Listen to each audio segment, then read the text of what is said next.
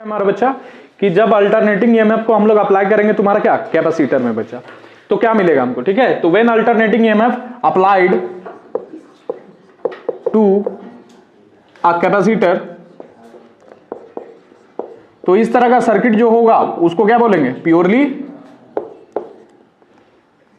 Such a circuit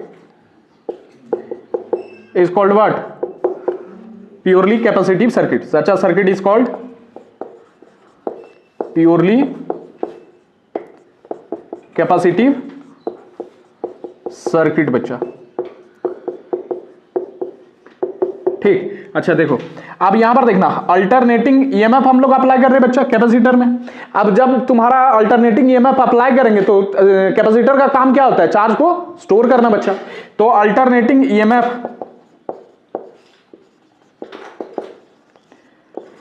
EMF applied is given by, कितना होगा भाई, E is equal to E naught sine omega t, होगा कि नहीं।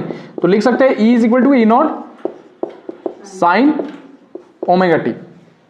अच्छा यहां पर देखो पोटेंशियल डिफरेंस, अब देखो यहां पर ध्यान देना कि यहां पर E इज इक्वल टू तुम्हारा E naught sine omega T है, यहां तुम्हारा क्या होगा, चार्ज स्टोर करते जाएगा बच्चा। तो इसके अक्रॉस तुम्हारा क्या होगा, पोटेंशियल डिफरेंस कितना होगा वो लिखते हैं, याद तो नहीं होगा फॉर्मूला, ठीक है। तो पोटेंशियल डिफरेंस अक्रॉस कैपेसिटर,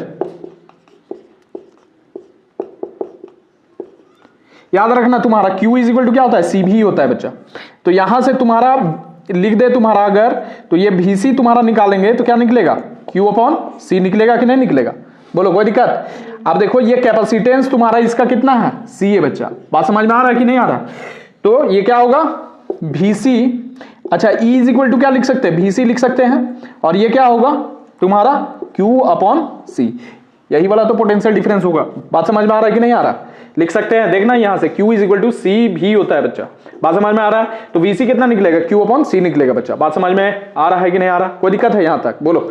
अच्छा यहां पर हम लोग लिख सकते हैं E इज इक्वल टू, अरे VC और E तुम्हारा बराबर बराबर है, यही वाला तो वोल्टेज अप्लाई किए हैं जो यहां पर होगा बच्चा, यही ना potential difference across this capacitor होगा, पैरेलल में, ये दोनों पैरेलल में है, तो इस यहां पर जो पोटेंशियल डिफरेंस है वो यहां पर भी होगा, वही चीज बच्चा, बात समझ में आ रहा है। तो E is equal to VC लिखे, इज इक्वल टू तुम्हारा Q बाय C, कोई दिक्कत है नहीं। अब यहां से Q निकालेंगे बच्चा, तो Q कितना निकलेगा, EC के बराबर निकलेगा, निकलेगा, अरे भाई ये इधर cross multiply EC।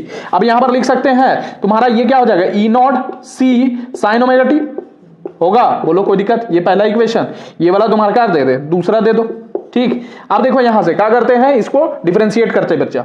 Now dq upon dt इसको लिख सकते हैं, बोलो।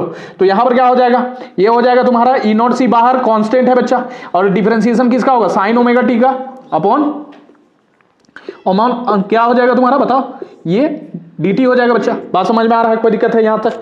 अब देखो इधर लिखते बच्चा, ठीक है। यहां पर देखना तुम्हारा क्या होगा, ये dq अपॉन dt क्या होता है, बोलो, करंट होता है कि नहीं, अरे करंट होता है बाबा, ठीक। तो I लिख सकते हैं इसको, ठीक है।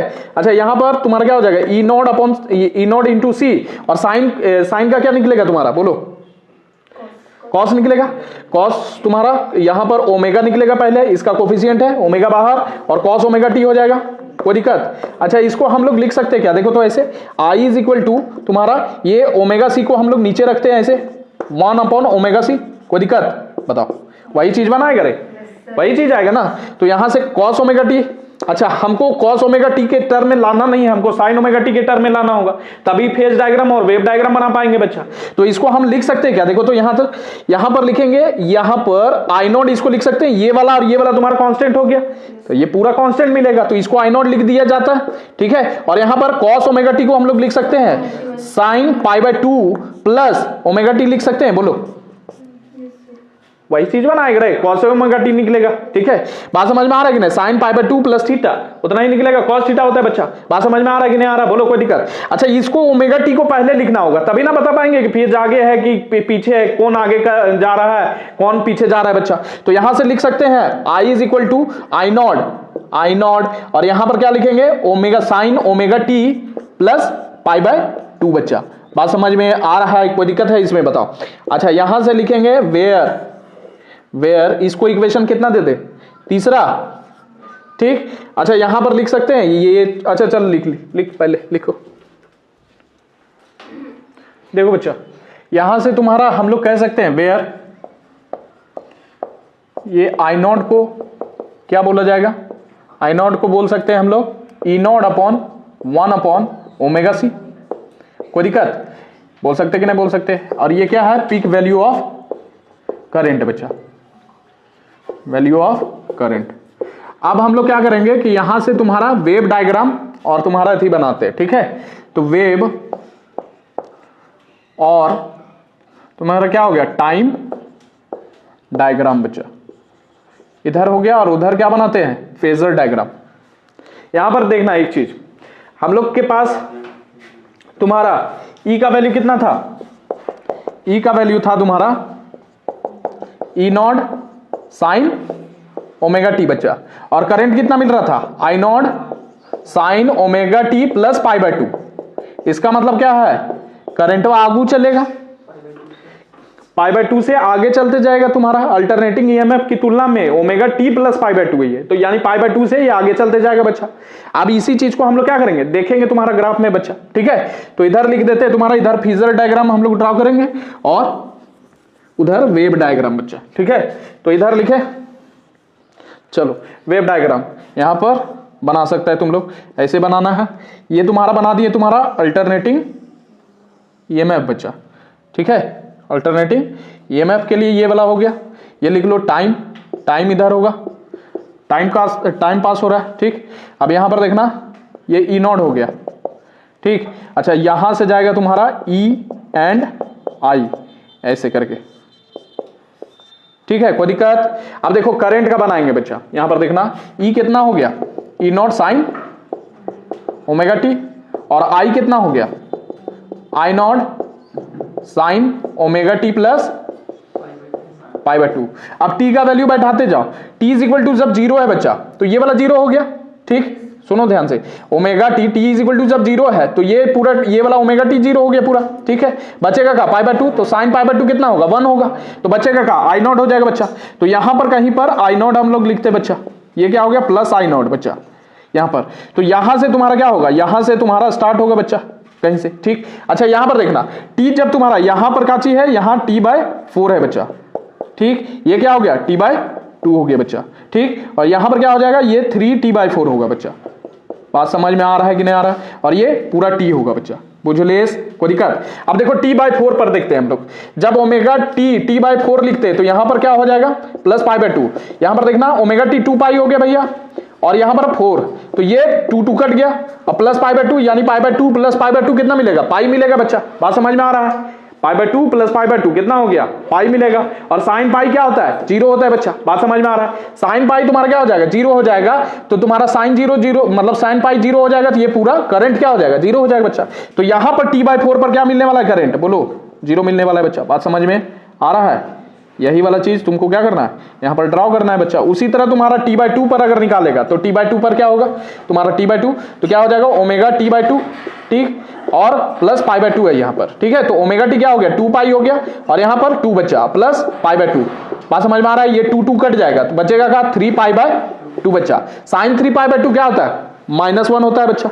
अब -1 होगा तो माइनस आई नॉट हो जाएगा, ठीक है। तो माइनस आई नॉट में तुम्हारा ये चला जाएगा तुम्हारा यहां से, ठीक है। ये तुम्हारा आई नॉट माइनस आई नॉट यहां पर लिख देते बच्चा, ठीक है, थोड़ा सा नीचे माइनस आई नॉट हो जाएगा, ठीक। अब यहां पर जाते जाएगा तुम्हारा, यहां पर गया, और ये तुम्हारा टी बाय 2 पर तुम्हारा क्या है, ये ऐसा ही चलेगा तुम्हारा बच्चा, ये ऐसे, ठीक, कोई दिक्कत समझ में आ रहा है। आगे का निकाल सकता है तुम लोग, ये तुम्हारा ऐसे चलते जाएगा,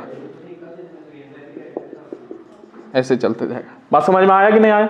तो ये तुम्हारा क्या हो गया, वेव डायग्राम या फिर टाइम डायग्राम हो गया बच्चा। बात समझ में आ रहा है, कोई दिक्कत है इसमें नहीं ना। इसको थोड़ा सा अच्छा बना लेना, ये वाला तुम्हारा ऐसे चलते जाएगा, ओके। इसमें कोई दिक्कत नहीं, ठीक, ये बना लेना, ठीक है। यहां पर समझ में, इसको मिटा दे, ठीक, ये मिटा दे रहे। अच्छा ये वाला तुम्हारा क्या दिखा रहा है, ये तुम्हारा हो गया ई को, ठीक है, ये ई नॉट साइन ओमेगा टी हो गया बच्चा। और ये वाला तुम्हारा क्या होगा, टी प्लस पाई बाय 2, ठीक, कोई दिक्कत नहीं। अब फेजर डायग्राम देख ले, तो फेजर डायग्राम इधर बनाते, ये देख लो फेजर डायग्राम हो जाएगा बच्चा, phasor diagram.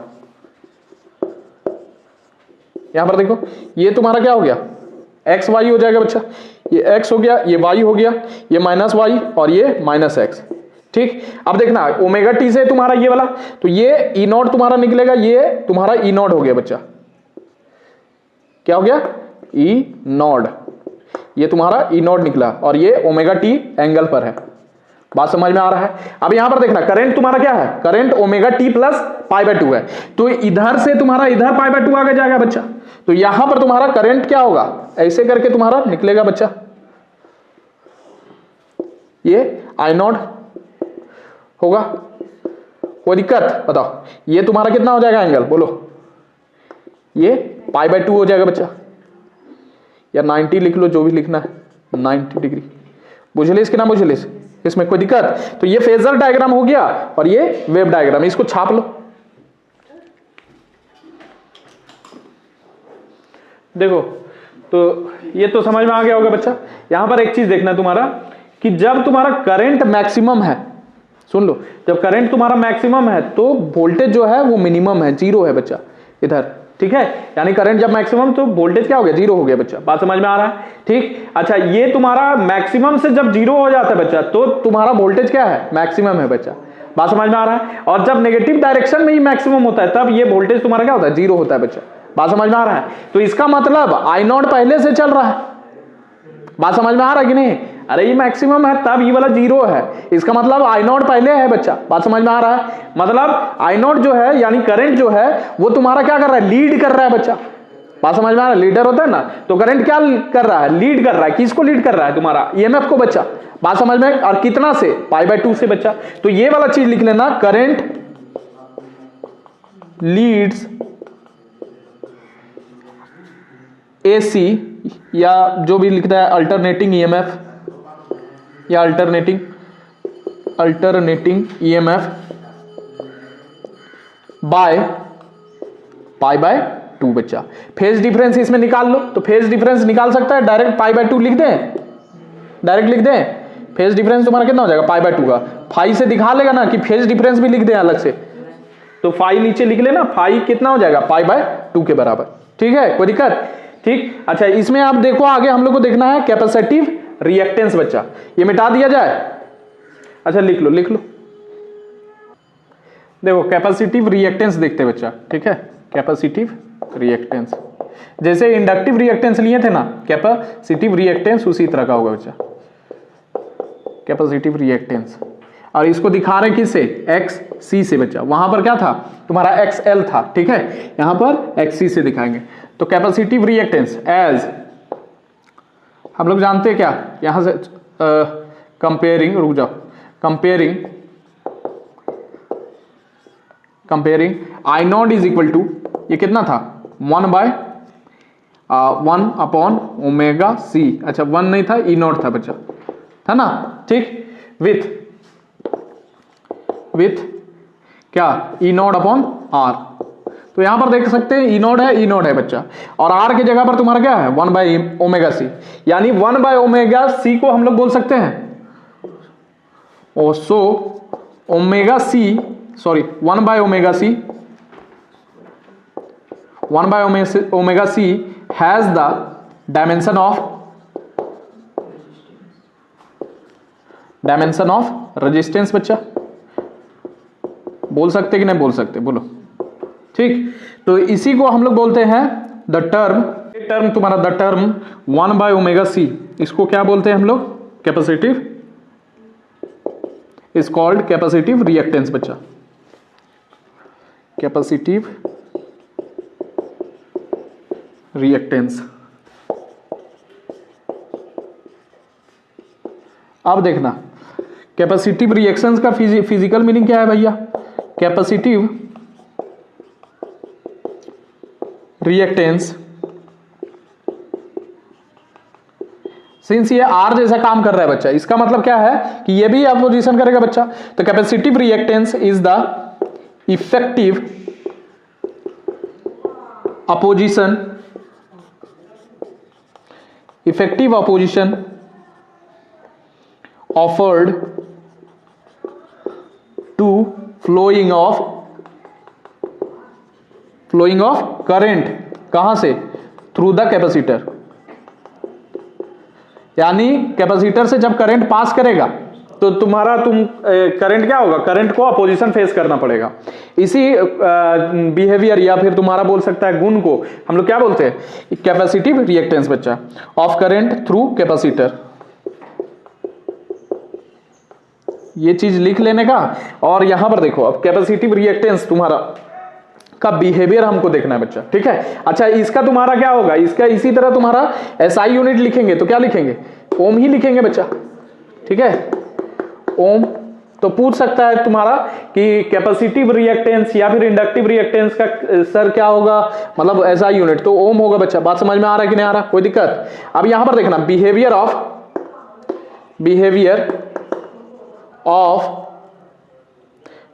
Of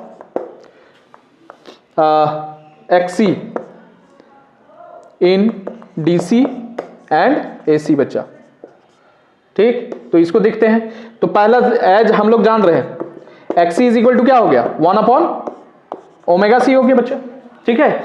XC is equal to 1/ω c बच्चा। यहां पर लिख सकते हैं 1/ω c को तुम्हारा 2π/c लिख सकते हैं। बोलो कोई दिक्कत?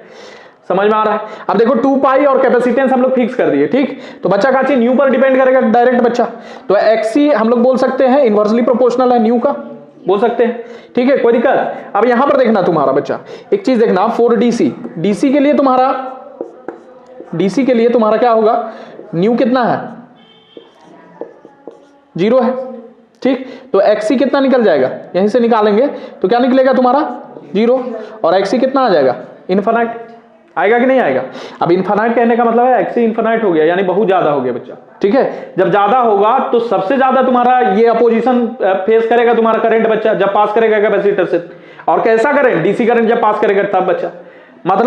मतलब ओपन सर्किट जैसा बिहेव करेगा। ओपन सर्किट में तुम्हारा करंट ओपन कर देंगे तो करंट बहेगा, आगे सर्किट वे ओपन कर देंगे तो नहीं ना बहेगा, यानी ओपन सर्किट जैसा बिहेव करेगा। मतलब कि बहुत ज्यादा अपोजिशन तुम्हारा फेस करेगा। ये चीज लिख लो पहले, ठीक है, उसके बाद दिखाते। तो एक्सी क्या हो गया? इनफाइनाइट हो गया फॉर डीसी, ठीक है। बात समझ में आ रहा है? अच्छा, इसका मतलब क्या है कि तुम्हारा चाहे कैपेसिटेंस का वैल्यू कितना भी कम हो, फ्रीक्वेंसी क्या हो जाएगा तुम्हारा? फ्रीक्वेंसी बोल रहे हैं, एक्सी क्या हो जाएगा? इनफाइनाइट हो जाएगा बच्चा। बात समझ में आ रहा है? चाहे कितना भी लार्ज हो या तुम्हारा कम हो बच्चा, ये तो तुम्हारा क्या हो जाएगा? इनफाइनाइट हो जाएगा। बात समझ में आ रहा है? इसका मतलब there is large opposition faced by DC, यानी डायरेक्ट करंट बच्चा, फ्लोइंग थ्रू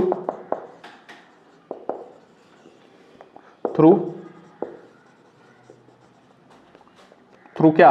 कैपेसिटर, ठीक। एसी के लिए क्या करते हैं? फॉर एसी के लिए देखो, एसी के लिए भैया, ठीक है, यहां पर देखना एक्सी क्या हो जाएगा तुम्हारा? 1/ω c मतलब 1/2π/c। अब यहां पर न्यू कितना होगा? न्यू तुम्हारा फाइनाइट वैल्यू होगा इसका, न्यू तो 0 नहीं होगा, तो nu will be finite. So XC क्या हो जाएगा?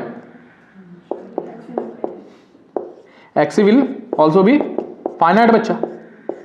कोई दिक्कत? बात समझ में आ रहा है? तो न्यू तुम्हारा फाइनाइट हो गया, इसीलिए एक्सी क्या हो जाएगा? फाइनाइट हो जाएगा बच्चा। कुछ फाइनाइट वैल्यू मिलेगा हमको। अब फाइनाइट वैल्यू अगर मिलेगा, देखो फाइनाइट वैल्यू तो मिलेगा बच्चा, लेकिन ये फाइनाइट वैल्यू जो होगा ना वो स्मॉलर होगा। क्यों? क्योंकि देखो यहां पर स्मॉलर वैल्यू लिख देते हैं। ये जैसे फ्रीक्वेंसी बढ़ते जाएगा बच्चा, इसका एक्सी घटते जाएगा, कि इनवर्सली प्रोपोर्शनल है बच्चा। बात समझ में आ रहा है?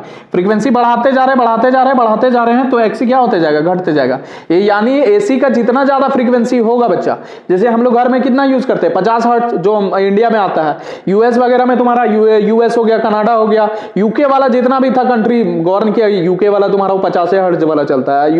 यूएस हो गया तुम्हारा, कनाडा हो गया, उस सब में तुम्हारा 60 हर्ट्ज चलता है। बात समझ में आ रहा है? क्योंकि उनका मशीन उसी तरह से वर्क करता है, ठीक। तो एक्सी तुम्हारा क्या है? यहाँ पर 1/5 इनफाइनाइट ये स्मॉलर वैल्यू देगा, क्योंकि ये बढ़ाते जाएंगे तो तुम्हारा क्या हो जाएगा, बोलो एक्सी कम हो जाएगा बच्चा। बात समझ में आ रहा है? और एक्सी अगर कम हो गए तो इसका मतलब रेजिस्टेंस कम होगा बच्चा। बात समझ में आ रहा है? यानी फ्लो ऑफ एसी करंट को तुम्हारा कम अपोजिशन फेस करना पड़ेगा बच्चा। बात समझ में आ रहा है कि नहीं आ रहा, बोलो। सो यहां पर लिख सकते हैं, so AC will face less opposition when flowing through capacitor बच्चा, कैपेसिटर। बात समझ में आ रहा है? अच्छा एक चीज नोट में करके लिख लेना तुम लोग। क्या नोट में करेगा तुम्हारा, इसको ग्राफ भी बना लेना।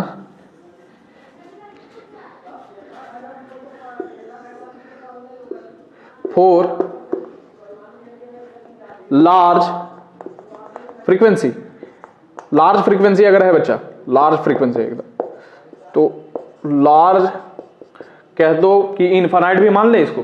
अगर मान लो बहुत लार्ज है, इनफाइनाइट जैसा है, तो क्या हो जाएगा तुम्हारा, बोलो 1/ωc, या फिर बोलो 1/2 पाई न्यू सी।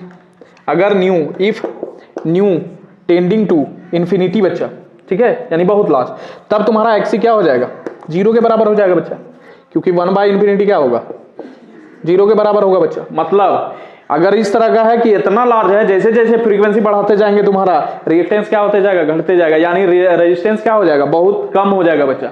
एकदम मस्ती से तुम्हारा एसी पास करेगा तुम्हारे कैपेसिटर से। बात समझ में आ रहा है? एकदम मतलब बहुत अच्छा कंडक्टर जैसा बिहेव करने लगेगा तुम्हारा ये कैपेसिटर, मतलब इससे पास करेगा आराम से बच्चा। सो यहां पर लिख सकता है AC will pass very easily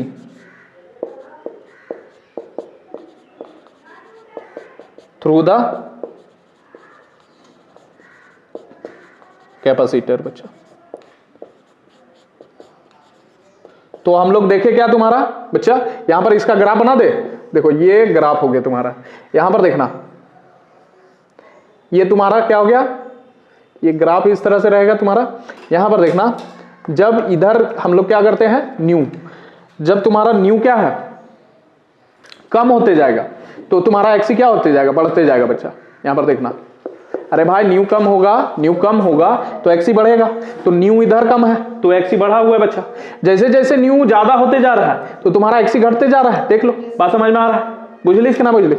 एकदम नियर तुम्हारा 0 हो जाएगा बच्चा जब तुम्हारा बहुत लार्ज होगा तुम्हारा, ठीक है। तो ये वाला ग्राफ इसका बना सकता है, ठीक है, कोई दिक्कत है इसमें? ये सब बात समझ में आ रहा होगा। तो तुम्हारा डीसी में तुम्हारा क्या होगा, ओपन सर्किट जैसा बिहेव करेगा, मतलब पास ही नहीं करेगा तुम्हारा, ऐसा बोल दो तुम्हारा डीसी, ठीक है, डीसी करंट इसे पास नहीं करेगा तुम्हारा कैपेसिटर से, लेकिन एसी आराम से एकदम बहेगा। बात समझ में आ रहा है कि नहीं? चलो